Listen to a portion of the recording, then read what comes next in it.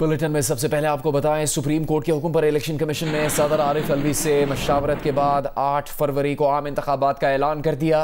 Supreme court में election commission ने 11 फरवरी को इंतखाबात की तजवीज़ दी, जिस पर चीफ जस्टिस ने सदर मुमलिकत से आज ही मशावरत का हुक्म दिया। अटॉर्नी जनरल और चीफ इलेक्शन कमिश्नर ने ऐवान सदर में सदर मुमलिकत से मुलाकात की, जिसके बाद 8 फरवरी की तारीख पर इत्तेफाक कर लिया गया।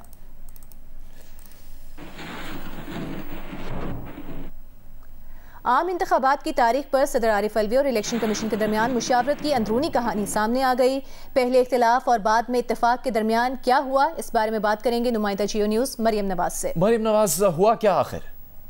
जी, जब आज मुलाकात हुई सदर मुमलिकत और इलेक्शन कमीशन हुकाम के दरमियान, तो मुलाकात में इंतखाबात की तारीख पर पहले इत्तफाक नहीं हो सका था।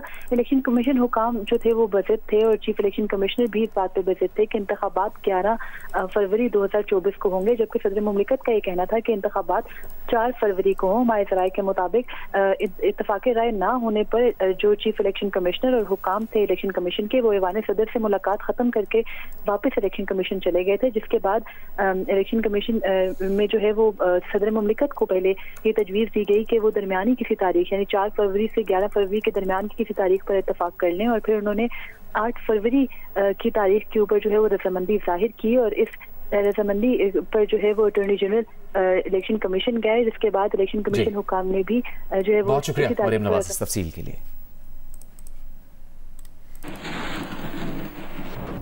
इससे पहले इलेक्शन कमीशन ने सुप्रीम कोर्ट में 11 फरवरी को आम इंतखाबात की तारीख दी थी, जिस पर चीफ जस्टिस ने इलेक्शन कमीशन को सदर आरिफ अलवी से मशवरा करके हतमी तारीख का ऐलान करने की हिदायत दी। ये भी कहा इंतखाबात की तारीख देने के बाद किसी दरखास्त को नहीं सुना जाएगा। इलेक्शन कमीशन पर वाज़े करते हैं कि फिर तारीख में तौसी की इजाज़त नहीं देंगे। इंतखाबात की जो भी तारीख तय की जाए उस पर सदर समेत सबके दस्तखत हों।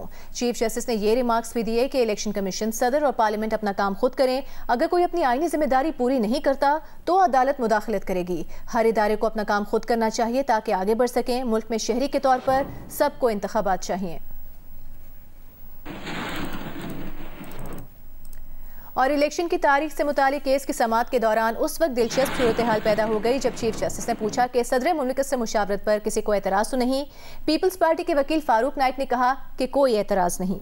चीफ जस्टिस ने कहा, देखें आज हमने PTI और पीपल्स पार्टी को इकट्ठा कर दिया, कल को सुर्खी ना लगी हो कि PTI और पीपल्स पार्टी का इत्तेहाद हो गया। अटॉर्नी जनरल ने कहा ये दोनों वैसे ही बहुत करीब हैं।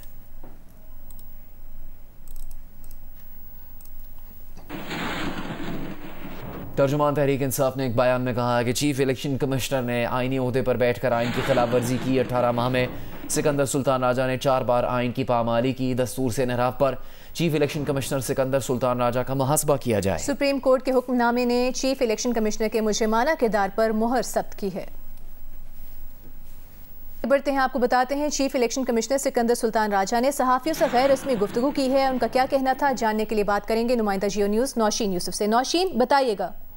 जी बिल्कुल, सदर उन्होंने कहा कि सदर से मिलने से हमने इनकार नहीं किया था, बल्कि इलेक्शन कमीशन का फैसला था। और फिर उन्होंने कहा कि हमने मुत्तफ़िका तौर पर 8 फरवरी का इलेक्शन के ऐलान किया है। पहले भी इलेक्शन जो है वो फरवरी में होते रहते हैं, और KP और पंजाब असेंबली जब तहलील हुई थी तो इलेक्शन कमीशन ने स्टैंड लिया था कि पूरे इलेक्शन मुल्क में जो है इकट्ठे होने चाहिए, एक ही दिन होने चाहिए। और सदर ने आज हमें बहुत वेलकम किया। हमारी कोशिश थी कि इतवार को पोलिंग हो जाए, लेकिन अच्छा रहा कि चूंकि 4 लोग जब मिलकर बैठे हैं तो गुंजाइश निकल आती है। उन्होंने कहा इंतखाबात में फौज हमारी मदद करेगी, निगरान हुकूमत बनाना इलेक्शन का कमीशन का काम नहीं, लेकिन उनको चेक करना जो है वो हमारा काम है। उन्होंने ये भी कहा कि विफाकी काबीना को भी हमने नोटिस लिए कि भी काबीना हमने तब्दील कराई और हमने मुशावरत से फैसले बहुत शुक्रिया नौशीन यूसुफ।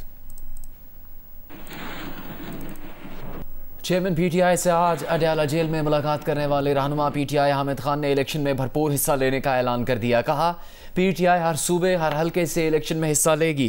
सदर का वक्त पर इलेक्शन की तारीख ना देना गलती थी। सदर को असेंबली तहलील होने के बाद अपनी आईनी जिम्मेदारी पूरी करते हुए इलेक्शन की तारीख दे देनी चाहिए थी। चेयरमैन PTI ने क्या हिदायत दी हैं, देखिए हामिद खान का तफसीली इंटरव्यू आज रात 10 बजे जियो न्यूज़ के प्रोग्राम आज शाहजेब खानजादा के साथ में।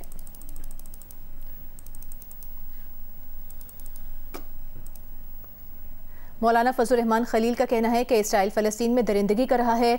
यहूदी अमरीकी वज़ीर ख़ारिजा कहता है अमरीका इसराइल के साथ है। मुस्लिम हुक्मरान भी कहें कि हम फ़लस्तीन के साथ हैं। वो कराची में जमीयत उलमा इस्लाम के तूफ़ान अक्सा कॉन्फ्रेंस से खिताब कर रहे थे। इस वक्त उम्मत इस्लामिया के ऊपर जिहाद फर्ज हो चुका है, मुसलमानों के ऊपर निकलना फर्ज हो चुका है। हम नहीं मानते इन असूलों को कि हमारी उम्मत के ऊपर, हमारे मुसलमानों के ऊपर जुल्म हो। हम इन कवानीन को देखते रहे। ये कवानीन उम्मत को तबाह बर्बाद करने के लिए बनाए हुए हैं। तहरीक इंसाफ और मुस्लिम लीग नून के रहनुमाओं ने इत्तेफाक किया है कि निगरान हुकूमत का तस्वुर नाकाम हो चुका है। कैपिटल टॉक में बैरिस्टर अली जफर ने कहा कि निगरान हुकूमतें न्यूट्रल रहने में नाकाम हो चुकी। बैरिस्टर जफरुल्लाह खान ने कहा कि निगरान हुकूमतें खत्म करके चाहे इलेक्शन कमीशन को 10 गुना ज्यादा ताकतवर बना दें।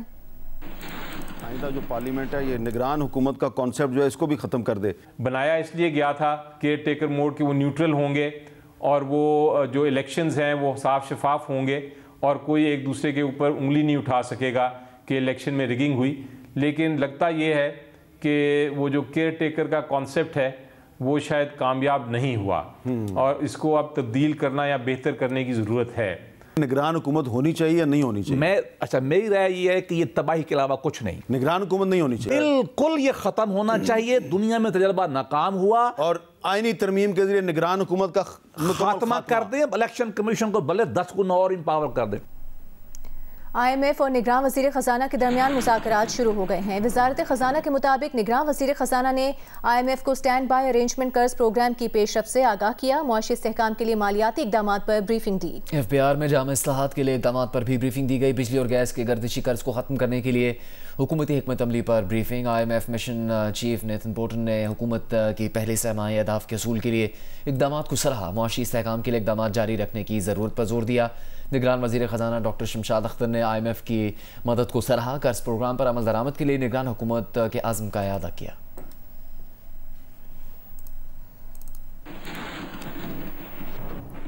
तूफान अल-अक्सा कॉन्फ्रेंस के खिताब में MQM पाकिस्तान के रहनुमा मुस्तफ़ा कमाल ने कहा है कि मुसलमानों को फ़लस्तीन के मसले पर एक होना चाहिए। ये फ़लस्तीनियों का नहीं, हमारा इम्तिहान है। एक मसले पे फलस्तीन के निहत्ते मासूम बच्चों के नाम पर तमाम उम्मत इकट्ठे हो जाए। आज जब ये मंजर जाएगा, जब ये मैसेज जाएगा, खुदा की कसम अगला जहाज इस्राइल का नहीं उड़ेगा, अगला जहाज बमबारी करने के लिए नहीं उड़ेगा।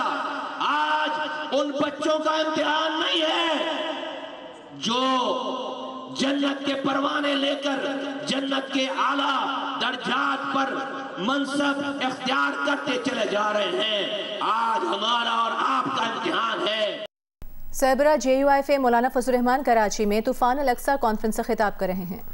के तहफ़्फ़ुज़ का, इंसान के जान का तहफ़्फ़ुज़, माल का तहफ़्फ़ुज़, इज्जत और आबरू का तहफ़्फ़ुज़ और जमीयत उलमा की पूरी तारीख पर जब हम नजर डालते हैं तो हमें अपने अकाबिर की मीरास जो हमें मिली है वो आज़ादी और हुर्रियत है।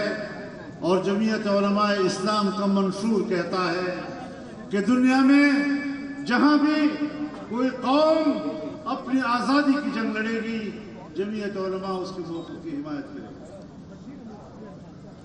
मेरे मोहतरम दोस्तों, 150 साल तक फिरंगी के खिलाफ जंग लड़ी गई। आज जो जमीयत उलमा हमारे हाथ में है, इसका नजरिया और अकीदा भी हमें अपने अकाबिर से मिला।